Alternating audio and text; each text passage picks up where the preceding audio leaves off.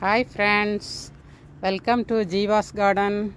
இன்னைக்கு நம்ம என்ன செடி பற்றி பார்க்க போகிறோன்னா பன்னீர் பூச்செடி.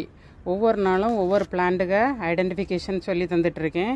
இது பன்னீர் பூச்செடி பாருங்கள், நல்ல வாசனையாக இருக்கும், பூவே அழகாக இருக்குது.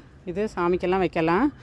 இதில் உள்ள இலையை தான் திருச்செந்தூர் கோயிலில் பிரசாதம் தரதுக்கு யூஸ் பண்ணுவாங்க. பாருங்கள் எவ்வளோ பெரிய இலையாக இருக்குது அப்படின்னு சொல்லி. நல்லா பூத்துருக்கு. கார்டனுக்கு வந்தாலே அவ்வளோ ஒரு மணமாக இருக்கும். பாருங்கள், நிறைய ஃபுல்லாகவே பூத்துருக்கு.